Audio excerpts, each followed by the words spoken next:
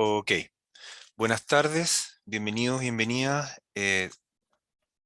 bienvenido Gabriela, bienvenida, bienvenidos. Estamos en este instante, en esta tarde, con nuestro invitado especial, ¿cierto? Para que nos enriquezca de su perspectiva, de su visión, de su profesionalismo, Javier Piñeiro. Él nos va a exponer. Voy a comentarles un poco de la vida profesional de Javier antes de comenzar. Javier Piñeiro Cosio. Javier ha tenido estudios en la Universidad Diego Portales. Él es magíster o máster en Psicología del Deporte, Universidad Central de Chile. Se encuentra doctorándose en Ciencias del Deporte en la Universidad Pablo de Olavide, Sevilla, España. Dentro de su trayectoria profesional, Javier ha estado en el área de psicología social del deporte. Desde el rendimiento deportivo ha estado vinculado también en diversos deportes: gimnasia artística, natación, tenis, taekwondo, fútbol, ajedrez. También se ha dedicado a la docencia e investigación. Ha trabajado en el Instituto Nacional de Deportes de Chile, desarrollando y coordinando el área de psicología, tanto en el Departamento de Deporte Formativo como en el Departamento de Participación Social. Y finalmente ha trabajado en distintas fundaciones ligadas al deporte, asesorando y apoyando a la generación de programas de desarrollo positivo para la adolescencia y la juventud. Ha sido cofundador de la Asociación Chilena de Psicología Social y Deporte. Entonces, dejo con ustedes a Javier en esta brillante exposición que va a tener con nosotros. Muchísimas gracias, Omar. Buenas tardes a todas, a todos. Agradecerles la invitación a la USACH. Creo que estos espacios son súper importantes, son fundamentales. Espero que podamos generar alguna discusión, un diálogo, eh, porque lo que les voy a presentar es algo que vengo estudiando hace muchos años, que vengo trabajando hace muchos años, y creo que hoy más que nunca es un tema que a propósito de la pandemia toma mucha relevancia. Entonces, voy a pasar a compartirles pantalla. Perfecto. Bien. Omar les contaba un poquitito, me gusta siempre contar desde dónde me sitúo a la hora de hacer las presentaciones o a la hora de transmitirles, o sea, mis conocimientos o lo que he trabajado. Como les decía, soy psicólogo de la Universidad Diego Portales, hice mi máster en la Universidad Central, eh, pero siempre, si bien el máster era vinculado al rendimiento, siempre le intenté dar una vuelta hacia el área social, o sea, cómo el deporte se podría convertir en una herramienta de desarrollo social. Hice también un postítulo a la Diego Portales de Psicología Social del Deporte, donde ahí ya se me abrió el mundo y me di cuenta que había un nicho que podíamos explotar desde la psicología y que era importante de trabajar. Eso me llevó y me abrió las puertas a poder trabajar luego en el Ministerio del Deporte, en el programa Escuelas Deportivas Integrales en un comienzo, que luego se transformó en el programa Crecer en Movimiento, y también en el programa de Participación Social, trabajando temáticas de adherencia a la práctica deportiva, trabajando temáticas de bienestar, trabajando temáticas de motivación. Desde el, bueno, también les comentaba, desde el punto de vista más profesional también, junto a un grupo de colegas, conformamos la Asociación Chilena de Psicología Social del Deporte, que es una asociación que busca promover el desarrollo social a través de la actividad física y el deporte desde nuestra perspectiva, que es la psicología social. Más adelante les voy a comentar brevemente lo que es la psicología social del deporte. Y bueno, y desde el punto de vista académico, hoy soy director del Diplomado en Intervención Psicosocial a través de la actividad física y el deporte de la Universidad San Sebastián, y también formo parte del grupo de investigación de actividad física y deporte de la Universidad Pablo de Olavide y del grupo de educación física y deporte de la Universidad de Zaragoza.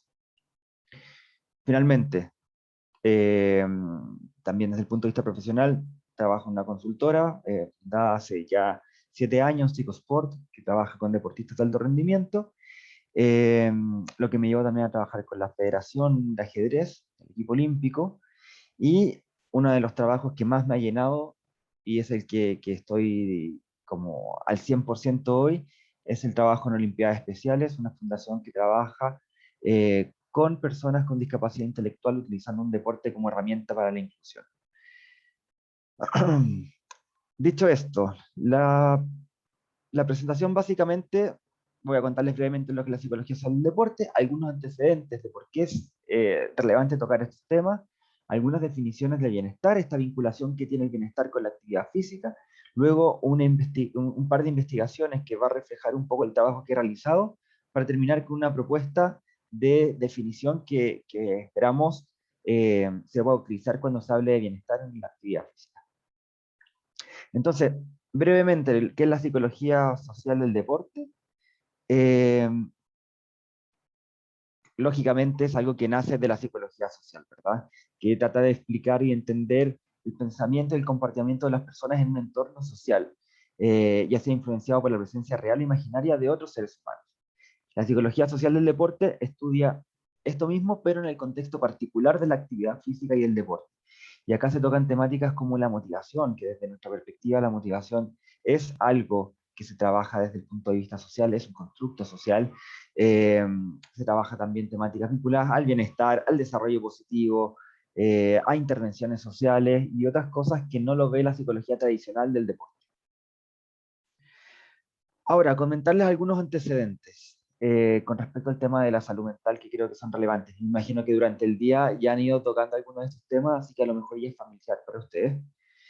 Importante mencionarles que la OMS plantea que varias de las problemáticas de salud mental que tienen los adultos se originan en la infancia, ¿ya?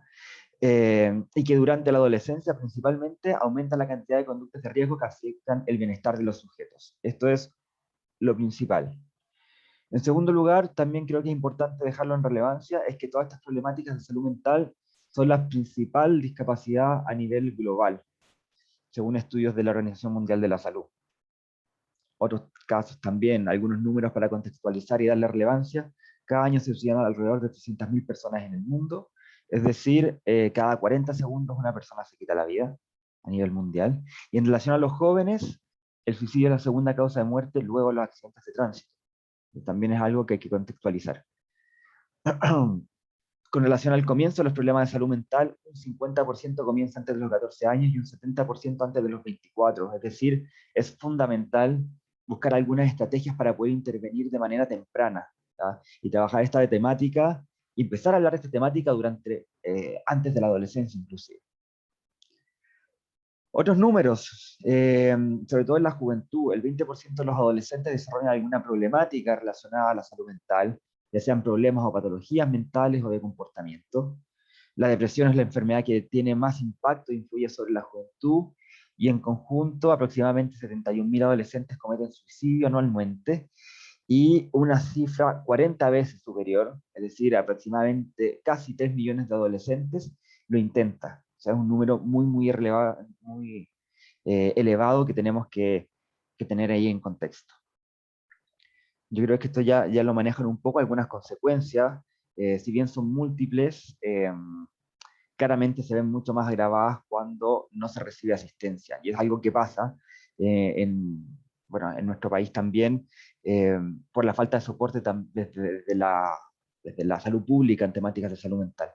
Algunas consecuencias graves: abandono escolar, resultado ineficiente en temáticas de educación, mucho desempleo, hay conductas de riesgo vinculadas principalmente a las drogas, al alcohol, al consumo de estupefacientes, algunos estilos de vida peligrosos, hay mucho riesgo, esto también puede llegar a cometer muchos delitos.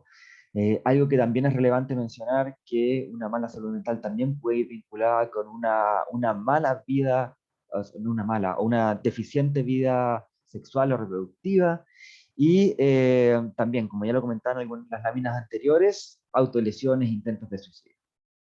Entonces, básicamente, es importante trabajar esto desde el punto de vista de las políticas de Estado, ¿ya? Porque estos problemas también acarrean altos costes sociales y costes económicos. Entonces, realmente son un reto para la salud pública en todo el mundo. En nuestro país, la OMS nos pone a nosotros como uno de los países con mayor carga de morbilidad psiquiátrica en el mundo. Casi un tercio de la población mayor de 15 años sufrió algún trastorno psiquiátrico en su vida, ¿ya? Casi un 40% de las personas que son diagnosticadas también tienen acceso o pueden trabajarlo con algún especialista o un médico en atención primaria. Y algo que los mencionaba también es que uno de los grupos etarios más aquejados por estos trastornos son los niños, las niñas y los adolescentes. Bueno, según la OCDE, dentro de los países miembros de esta organización, eh, las tasas de suicidio han ido decreciendo. Sin embargo, esta tendencia en Chile es totalmente contraria, habiendo un aumento bastante grande, casi un 90% en los últimos, bueno, hablamos ya de 30 años. Eh, a nivel nacional mueren aproximadamente 5 o 6 personas al día por suicidio. O sea, son tasas gravísimas.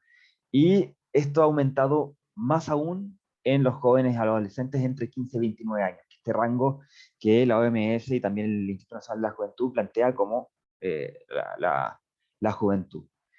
Entonces, con estos antecedentes creo principalmente, y me parece que es súper importante y le da mucha relevancia a las formas que uno debiese tener desde nuestro punto de vista, desde la psicología. Imagino que muchos de ustedes también trabajan desde esta área, son psicólogos, o están vinculados a la salud mental. Nos pone una mochila bastante grande, y creo que es importante, si bien conocer estos números, tenerlos ahí de reojo, porque nos tiene que dar alguna motivación para poder trabajar en lo que estamos haciendo. Ahora, desde mi perspectiva, y como lo hemos trabajado a través del deporte durante estos últimos años, y se ha trabajado en el mundo desde el 2000, cuando empezó a tocarse este tema, una de las grandes corrientes o teorías que pueden ayudar a trabajar esto, sobre todo desde viendo el deporte como una herramienta de desarrollo positivo, es esta perspectiva de la psicología positiva. ¿Verdad? Eh, que, que ha cambiado un poco este paradigma tradicional que ve a los sujetos vinculados con las patologías, ¿verdad? O con los aspectos negativos, y se enfoca principalmente en fortalecer las cualidades positivas, teniendo como variables fundamentales la felicidad, la satisfacción, la fortaleza y el bienestar. Ahora, yo creo que esto es bastante como evidente, porque es importante desarrollar el bienestar, y claramente las personas con mayor índice de bienestar cuentan con mayor éxito en el ámbito educativo, en lo laboral, en las relaciones sociales, tienen relaciones más sólidas, y también algo importante es que tienen mayor salud física. Hay estudios que han mostrado que a mayor nivel de bienestar psicológico también hay un mayor nivel de bienestar físico. Bien, vamos a hablar ahora de bienestar. ¿Ya? ¿Qué es el bienestar? Eh, si entramos a Google, ¿verdad? Y buscamos la palabra bienestar, vamos a encontrar esta definición. Bienestar es un estado de las personas cuyas condiciones físicas y mentales le proporcionan un sentimiento de satisfacción y tranquilidad. Es una definición súper genérica, súper amplia, que sí considera de todas maneras aspectos físicos y aspectos mentales. Ahora, si hacemos lo mismo con la RAE, vas a encontrar tres definiciones del concepto de bienestar. La primera tiene que ver con una temática de necesidades básicas, la segunda es una mirada vinculada al placer, y la tercera una mirada vinculada al funcionamiento óptimo. Entonces aquí ya vamos como se va formando, se va generando una mirada, una perspectiva un poquito más holística y global de lo que es el bienestar. Sin embargo, ¿ya? Y acá es como, si nos metemos a trabajar o nos metemos a estudiar un poco desde la academia lo que es el bienestar, nos vamos a encontrar que históricamente han existido dos tradiciones. La primera, la de izquierda, tiene que ver con una tradición desde la eudemonía, que es una tradición que plantea Aristóteles, ¿ya? Que también ha sido conocida como bienestar psicológico, psicológico del bien. Y por otro lado, una perspectiva de Epicuro, planteaba él, que tenía que ver con el hedonismo, una palabra que igual conocemos un poquito, que tiene que ver con el placer, o sea, al menos la conocemos un poquito más que la palabra de eudaimonia. ¿Y cuál es la gran diferencia entre estas dos perspectivas? Tiene que ver con el objeto de felicidad que apunta cada uno. ¿Ya? La psicología, o sea, el bienestar psicológico apunta a la felicidad, al desarrollo de capacidades y crecimiento personal, mientras que el hedonismo o el bienestar subjetivo a la consecución del placer y la ausencia del dolor, versus la ausencia del dolor. Esa es la gran diferencia finalmente. Y yo creo que bajo este concepto podrían entender por qué el deporte podría convertirse en una herramienta potente para trabajar desde el bienestar psicológico principalmente. Ahora, siguiendo con el tema de las definiciones, hay unos autores que son Uta y Waterman, que hicieron una revisión súper exhaustiva de todos los conceptos y conceptualizaciones que habían del bienestar, tanto psicológico como subjetivo en la literatura. Y encontraron 12 autores que proponían definiciones del bienestar desde ambas perspectivas. ¿Ya? Con respecto a la subjetiva, se dieron cuenta que existían un montón de congruencias entre los dos autores. ¿Ya? Y que casi la totalidad se plantea la definición de uno de estos autores, que es Ed Diner. Ed Diner es como uno de los padres del concepto de bienestar, pero siempre se ha enfocado mucho en el tema del bienestar subjetivo. ¿Y qué pasa con esto? El bienestar subjetivo finalmente es la evaluación global de la vida y las experiencias emocionales. Tiene que ver mucho también con una apreciación cognitiva. Incluye satisfacción con la vida, juicios sobre la propia salud, emociones específicas que reflejan cómo la gente reacciona a eventos o a circunstancias de la vida. ¿Ya? Y acá principalmente las variables que se estudian o que refieren al bienestar subjetivo son la satisfacción con la vida, la felicidad y la presencia de afectos, tanto positivos como negativos. Sin embargo, estos autores, al buscar la definición de bienestar psicológico, encontraron que había una disimilitud gigante en cada uno de los autores estudiados. No los vamos a leer, pero encontraron 12 definiciones distintas. ¿Ya? De estas 12 definiciones, de todas maneras, encontraron algunos elementos en común. Se encontró que las definiciones tenían en común que hablaban de potencial personal, hablaban de un sentido y un propósito, hablaban del fortalecimiento de valores personales, de funcionamiento óptimo y de un tema también relevante que claramente viene desde toda esta perspectiva aristotélica que tiene que ver con la virtud, o sea, la exaltación al máximo de las virtudes. Entonces, dicho esto, creo que podemos decir, como vamos a empezar a concluir, que el bienestar psicológico lo que hace es tratar de alcanzar las máximas potencialidades humanas y desarrollando al máximo y todo lo posible las virtudes, poniendo en el foco en las capacidades, en el crecimiento personal y entendiendo que la felicidad no está en las cosas materiales que uno logra obtener, sino en la autorrealización. ¿Ah? Mientras más crezco como persona, mayor bienestar tengo.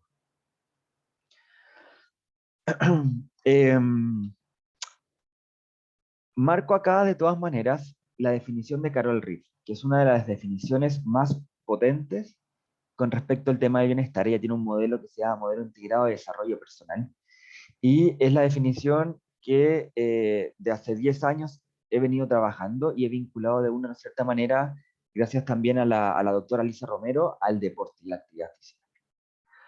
¿Por qué la definición de Reed? Primero, porque representa un modelo coherente, lógico y válido. ¿Ya? Es un modelo de 6 dimensiones. Y cada una de estas dimensiones apunta al desarrollo del bienestar psicológico. Las dimensiones son la autonomía, el crecimiento personal, las relaciones sociales, el dominio del entorno, el propósito en la vida y las relaciones sociales positivas. Importante, este concepto o este modelo de bienestar apunta también al trabajo desde la adolescencia y la juventud, que es el área donde yo me manejo, al desarrollo del sentido de pertenencia, y se asocia también a todos los beneficios que puede tener la actividad física y el deporte. Acá está el modelo integrado. Básicamente es esto: autoconocimiento, crecimiento personal, propósito de la vida, dominio del entorno, autonomía y relaciones sociales. Ahora, llevamos un rato hablando de lo que es el bienestar, un poquito de lo que es salud mental, pero aquí también me invitaron a ver cómo se vinculaba esto a la actividad física. ¿Verdad? Entonces, ¿cómo entra la actividad física al tema de salud mental, al tema del bienestar? La revisión de la literatura científica nos permite concluir que el deporte siempre va a estar relacionado a algunos elementos positivos, ¿ya? Como por ejemplo la disminución de la depresión y la ansiedad, y también el deporte ha sido vinculado a la producción de mejoras en el estado de ánimo y el bienestar general. Algunas otras revisiones sistemáticas, por ejemplo, la que realizó Malm y su equipo, la que realizó Ninch y también el resto de los colegas, encontraron que, principalmente para niños, jóvenes y adolescentes, existían un montón de beneficios que traía la actividad física. Algunos beneficios tanto a nivel físico como a nivel psicológico.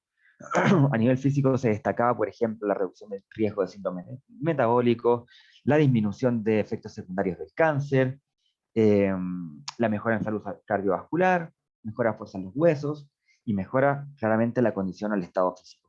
Mientras que a nivel psicológico encontraron mejoras en la cognición, mejoras en el rendimiento escolar, un aumento en la función ejecutiva, en el desarrollo de la función ejecutiva, una mejora en la salud mental, eh, y que todo eso en su totalidad generaba un mayor bienestar psicológico. Ahora es importante mencionar también que durante los últimos años, yo me atrevería a decir los últimos 15 años, ha habido un aumento exponencial en las investigaciones que hay acerca de cómo la actividad física permite el desarrollo personal y social y el bienestar de los niños, las niñas y los jóvenes. Eh, y algunos autores también sugieren que la actividad física, la educación física y el deporte escolar son un contexto súper adecuado y efectivo para poder transmitir y enseñar habilidades sociales, estrategias de afrontamiento, disminuir conductas de riesgo y, por supuesto, fomentar el bienestar. Solo este año, por el tema de la pandemia, con respecto a la temática de la salud mental y el bienestar, ha aparecido una cantidad gigantesca de artículos, ¿ya? De investigaciones con respecto al tema. Sin embargo, ¿ya? Aun cuando hay un montón de evidencia sobre los beneficios de la práctica de la actividad física y el deporte, eh, sobre las habilidades y valores que aporta esto a las diferentes etapas de la vida, del ciclo vital, igualmente existe un vacío en relación al efecto que tienen sobre el bienestar psicológico desde la perspectiva que planteábamos desde Carol Reed y este modelo integrado de desarrollo personal. Y más aún, sigue habiendo, si es que hay una disimilitud en el término de salud mental en general con respecto a este concepto, en la actividad física y el deporte, el consenso es mucho menor. Les quiero comentar ahora eh, una investigación que desarrollamos con el grupo de la Universidad Pablo de Olavide, eh, que fue también una de las primeras investigaciones que realizamos en el doctorado con respecto a esta revisión sistemática de estos conceptos. Eh, esta revisión sistemática básicamente buscaba analizar qué conceptualización del bienestar se utilizaba en el contexto de la actividad física y el deporte. Y la idea luego era intentar aportar una definición en función de los hallazgos encontrados. Revisamos una cantidad de artículos gigantesca, ¿ya?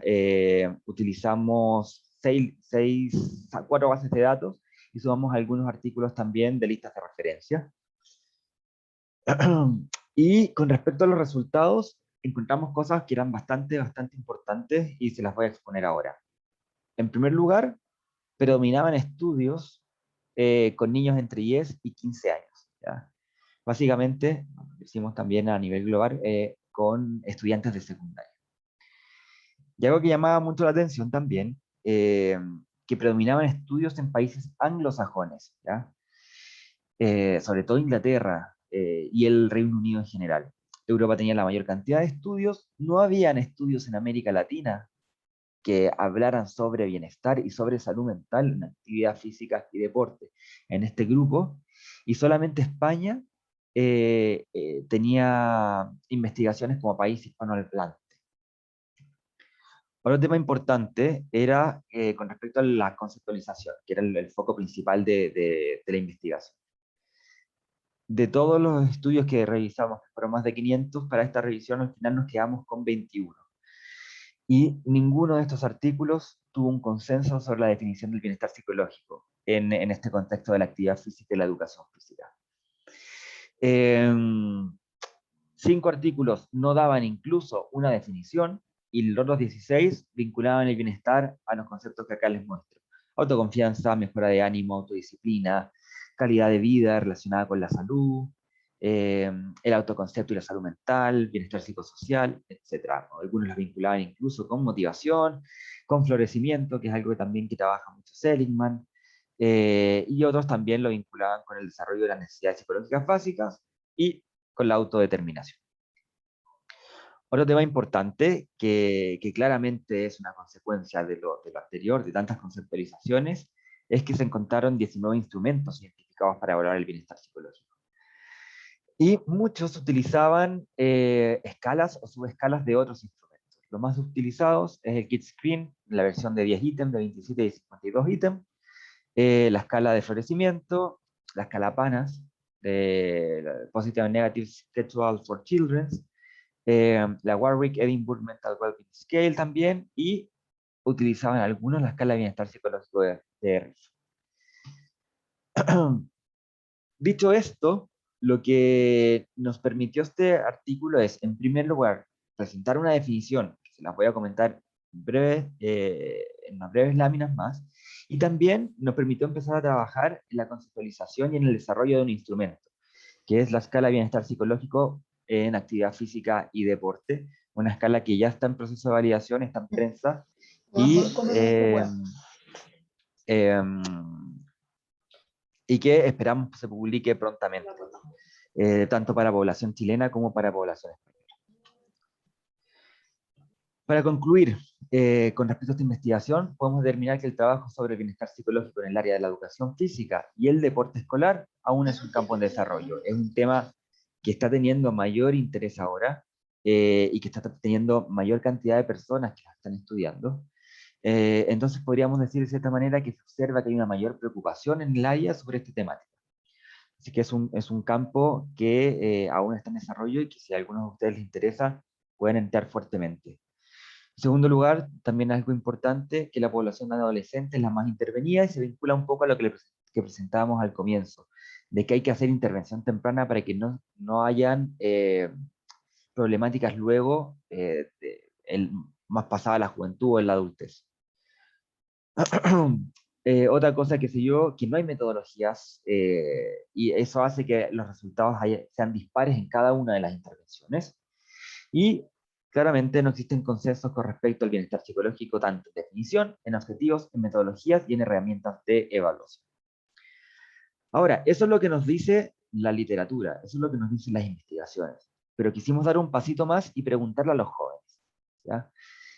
¿Qué dicen ustedes? ¿Cuál es la vinculación que tienen ustedes o ven ustedes entre la actividad física, el deporte y el bienestar?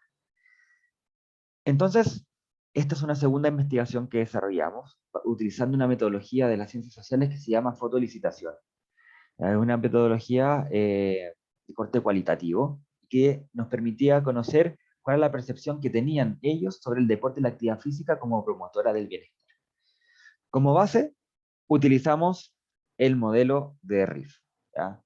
Y buscamos imágenes a través de un grupo de expertos para poder identificar qué imágenes se vinculaban con alguno de estos conceptos, ¿ya? La 1, por ejemplo, se vinculaba con relaciones sociales, la 2 también, y así íbamos viendo a través de este comité de expertos cuáles eran.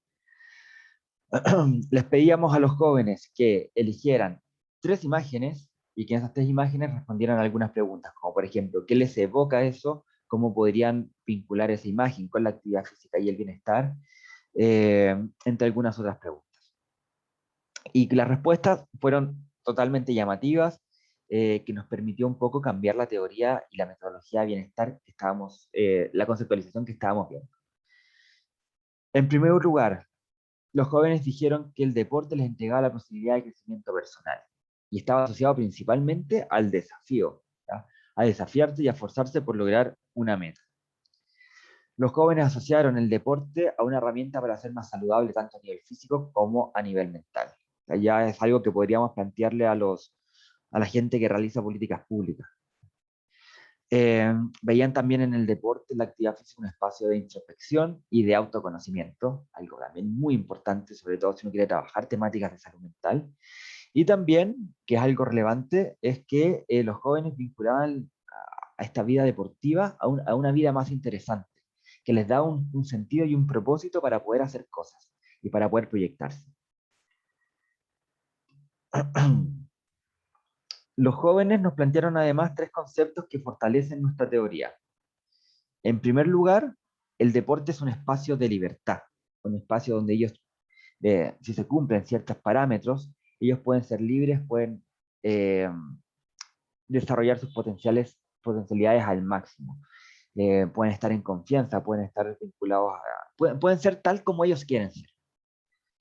En segundo lugar, eh, plantean que el deporte es un espacio donde encuentran un balance entre la mente, entre el cuerpo y el entorno. Algo que a lo mejor no lo ven o no lo vinculan, por ejemplo, en el espacio educativo, por ejemplo, en el día a día, en la cotidianidad. En el deporte sí pueden encontrar este balance. Y en tercer lugar, algo súper importante, porque hay algunos estudios que hablan que al menos en algunos otros países, los jóvenes o los adolescentes es una etapa donde hay muchas crisis con respecto a su autoconfianza, pero los jóvenes que desarrollan actividad física y deporte encontraron ahí un espacio para poder fortalecer la autoconfianza y también la autoeficacia. Dicho esto, eh, les quiero dejar también, como para ir finalizando esta exposición, una conceptualización de bienestar, que es la conceptualización que nosotros presentamos, que nosotros estamos trabajando y que hemos ido desarrollando con algunos investigadores, que toman todos estos conceptos que nos dieron los jóvenes, tanto en este estudio cualitativo como también lo que nos entregó la teoría y lo que nos han entregado los expertos, y es que el bienestar psicológico, en el contexto de la actividad física, es el estado de funcionamiento psicológico óptimo, ¿ya? Que incluye diferentes elementos, como por ejemplo, aceptar las propias fortalezas y también las limitaciones, ser independiente en las tomas de decisiones, ¿ya? Es decir, ser súper autónomo en ese contexto, y también autoevaluarse. Tiene que ver con elegir o crear entornos favorables y desenvolverse de manera positiva con los demás en la actividad física y el deporte, y también desarrollar al máximo el propio potencial y buscar un sentido y dirección basado en los valores que aporta la actividad física. Entonces, los invito a conocer un poco esta perspectiva, a intentar aplicarla en su día a día, eh, intentar posicionarla también en otros espacios y entender que el bienestar psicológico es algo muy potente que tiene ahí la herramienta del deporte, como la posibilidad de desarrollarlo en el día a día, como la posibilidad de desarrollarlo en un ambiente tanto de recreación, pero también de competencia. Entonces, que ahí los invito a conocer diferentes modelos de desarrollo positivo que a lo mejor les va a permitir luego eh, transformar un espacio que ustedes ya tenían de actividad física en un espacio de actividad física donde pueden desarrollar el bienestar. Así que muchísimas gracias por su atención.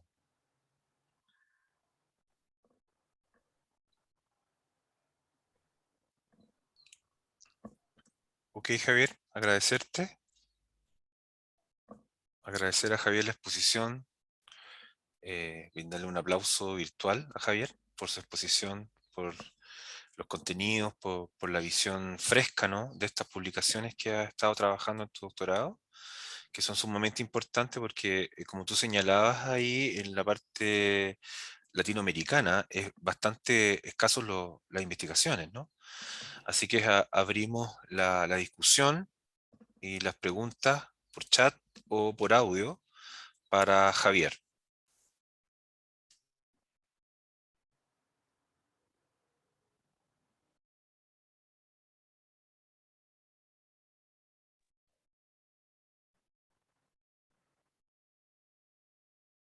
Patricia, por favor, ¿sí? Gracias. Javier, te quería preguntar, no solo como colega, sino como mamá también, y como, bueno, uno estamos siempre, quienes trabajamos en la UPS, en contacto también con jóvenes. Hemos visto desde hace harto tiempo y ahora con la pandemia mucho más, que están súper como acostumbrados a interactuar a través de la pantalla, digamos, y sobre todo como mucho de juegos online, de consola, qué sé yo, y se conectan así incluso desde lo social, es una instancia de encuentro. Entonces, te quería preguntar, ¿cómo te planteas tú para, en términos de la promoción, diría, o como poder estimular la gente y a la gente de esa edad, de esas generaciones, a que se muevan un poquito más y se encuentren un poquito más en persona, porque digamos, está tan dado, es tan sencillo estar, por ejemplo, frente al computador, me encuentro con los amigos, hago broma, como mientras, entonces como un estilo de vida en que haya más actividad física y menos sedentarismo frente a la pantalla, en que pasamos un montón de rato frente a la pantalla. Entonces, bueno, ¿cómo lo plantearías tú como para poder ir modificando un poquito esos hábitos y equilibrarlos? Sí, eso es una súper buena pregunta. Generalmente es una de las grandes preguntas que se hacen, sobre todo estos últimos 2 años.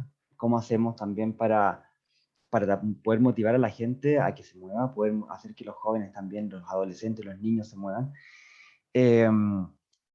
Y ahí creo que algo que es súper importante tiene que ver con la vinculación o el trabajo, a ver, multidisciplinario en ese sentido, ¿ya?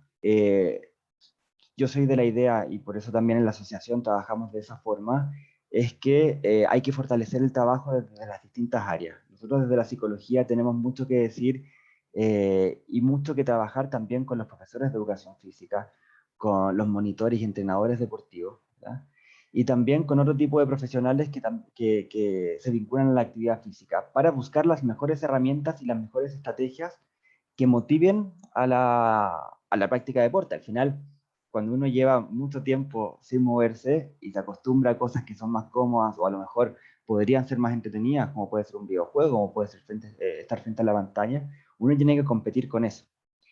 Eh, Hay muchas metodologías, Patricia, que son estas metodologías de desarrollo positivo, claro, que vienen de esta corriente desde la psicología positiva, que vinculan la práctica a ciertos elementos claves, que también se vinculan un poquito a las necesidades psicológicas básicas, ¿verdad? Generar espacios de interacción y de relación, ¿ya? De relaciones positivas, espacios de confianza, creo que eso es importante. Muchos niños, jóvenes y adolescentes se refugian detrás de la pantalla, donde hay un espacio donde pueden sentirse buenos, pueden sentirse competentes. Y cuando uno realiza actividad física y deporte, también se tiene que sentir de la misma manera. Entonces, la forma es realizar actividades o realizar deportes donde las personas se sientan competentes, tengan buenas relaciones sociales y tengan la posibilidad de tomar decisiones sobre el tipo de práctica que quieren realizar. ¿Ah?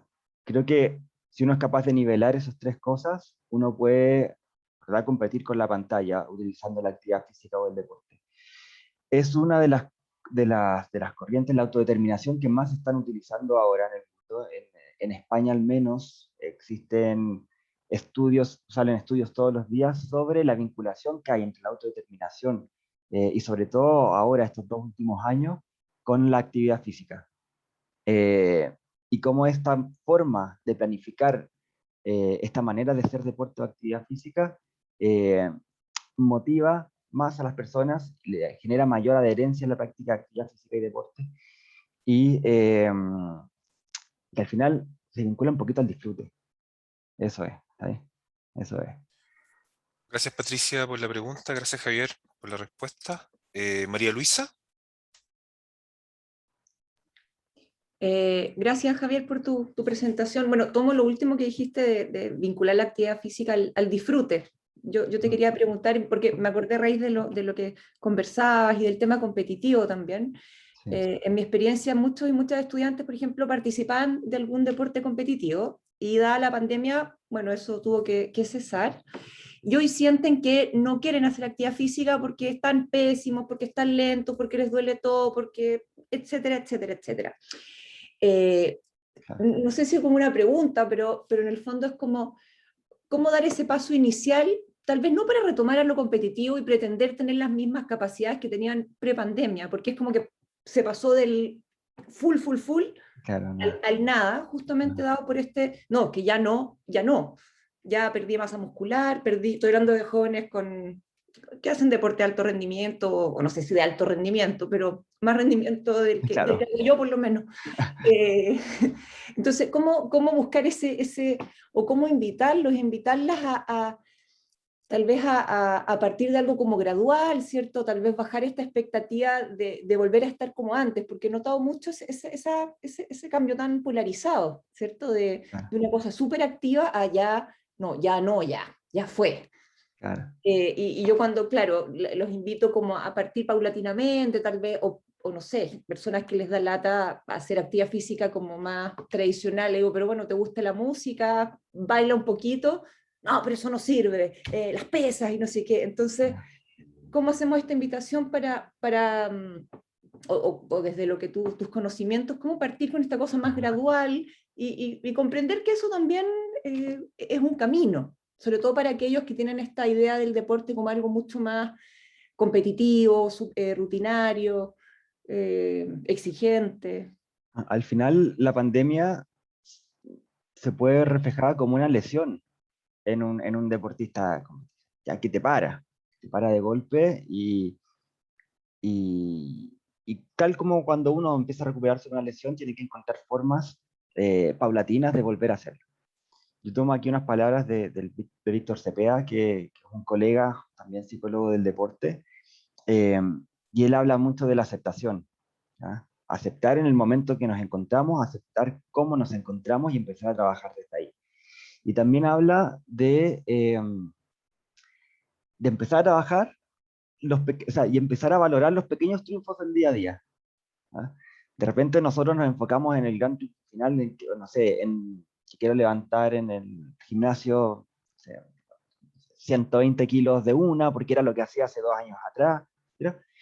Pero hay que empezar a valorar los pequeños triunfos del día a día. Él de repente muestra y trabaja con sus deportistas con un calendario, y entonces cada día va poniendo 3 triunfos que tuvo en el día. Mejoré 3 kilos en la sentadilla, por ejemplo, o fui a entrenar, algo que no hacía antes. ¿No?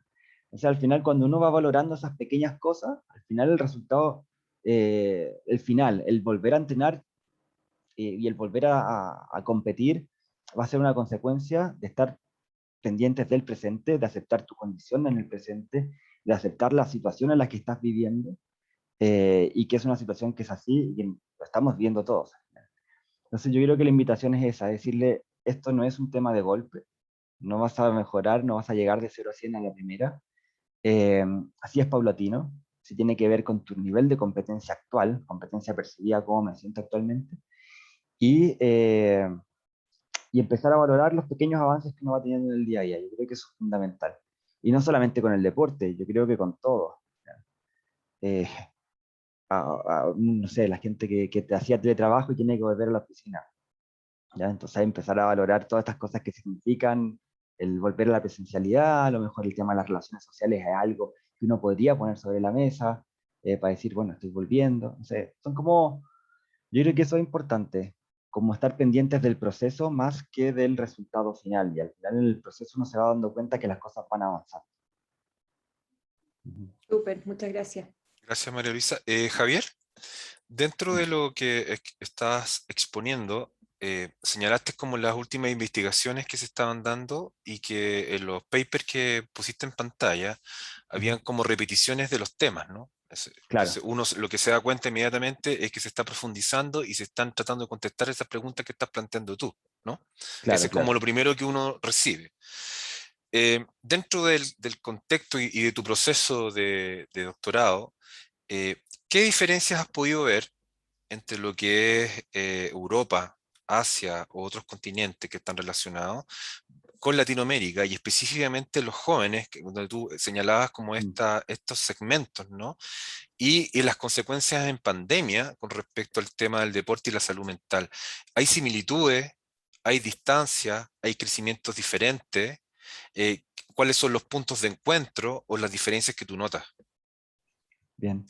Eh, si bien yo quiero como dejar un poquito afuera a Asia, ¿ya? Porque Asia, si bien está haciendo un montón de publicaciones y un montón de cosas, siento que su cultura y su forma de...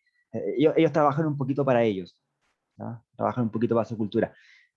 Pero desde el occidente, sí hay una gran diferencia en todo lo que tiene que ver Latinoamérica con Estados Unidos y con las investigaciones que hay en Europa, ¿ya?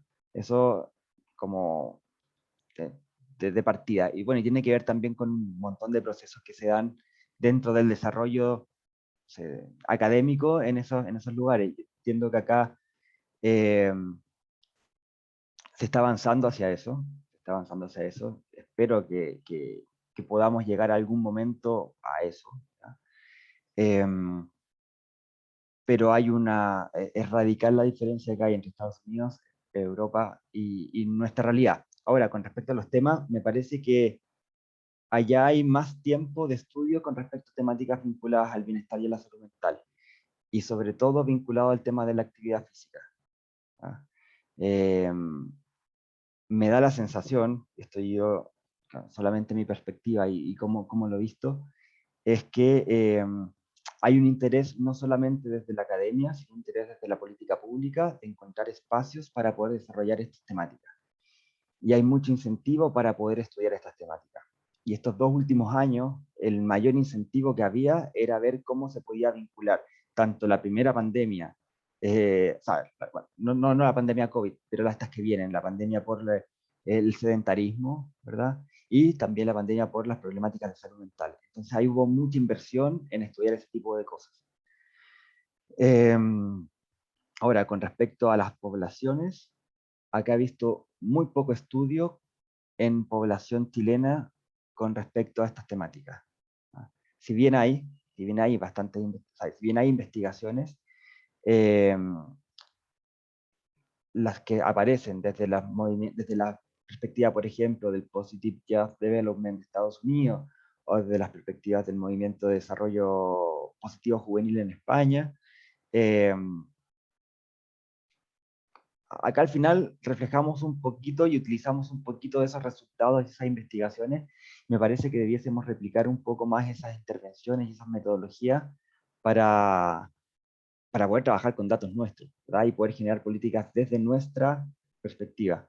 Y es algo que se plantea o que se ha intentado plantear al menos desde que se empezó a trabajar con psicólogos en el área de formación y de desarrollo, o sea, y de deporte recreativo en el IND. Tomemos datos, trabajemos con datos y desarrollemos adherencia, motivación y bienestar con información nacional, ¿verdad? No tanto con perspectivas extranjeras. Okay.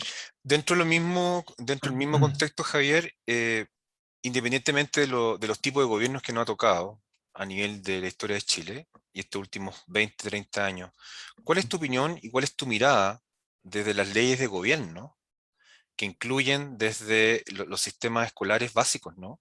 Pasando por media, universidad, etcétera, a nivel de hábito? ¿Cuál es tu visión desde ahí y qué crees tú que se pudiese implementar a nivel como de proyectos, de políticas públicas que puedan como priorizar el deporte en nuestra sociedad? Llama la atención un tema ahí porque si uno revisa los documentos o los currículums, por ejemplo, en educación física, todo lo que estamos conversando hoy día está presente. Hay un área de desarrollo personal y desarrollo social dentro del currículum de los terceros y los cuartos medios. Hay un área de desarrollo valórico dentro del plan desde primero a octavo básico. Son temas que están. Ahora, me parece y yo creo que pasa con muchas cosas. Ahora, por ejemplo, estoy trabajando en el área de la inclusión y también se está hablando de cómo hacemos el tema de la inclusión a través de la actividad física, el deporte. Y la respuesta que nosotros damos es que se haga cumplir lo que está escrito en el papel. ¿Ah? Todo lo que nosotros hablamos está escrito en los documentos, pero el tema es que no hay ejecución de lo que estamos hablando. O sea, claro, no hay ejecución en el papel realmente del desarrollo personal y social dentro de los terceros y los cuartos medios. No hay realmente una ejecución de la inclusión dentro de todos los programas de actividad física y deporte del Instituto Nacional de Deporte. Entonces, yo creo que ese es el gran problema. No que no estén en los documentos, sino que no hay trabajo intersectorial por un lado, y segundo, no se cumple lo que está escrito en los documentos. Y a mí me da la sensación que eso pasa por la perspectiva de que importa más la cantidad de las cosas que se están haciendo, más que la calidad del producto que se está entregando a la población. Ok, Javier.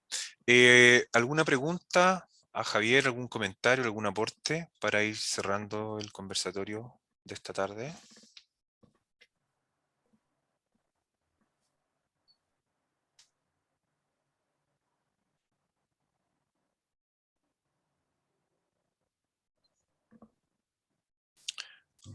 Ok, Javier, ¿algunas palabras de cierre que te gustaría, algún mensaje para los estudiantes de nuestra universidad No, con eso. respecto a la temática? Solo en verdad agradecerles a quienes se conectaron, también ahí a Patricia y a María Luisa por los comentarios, por las preguntas.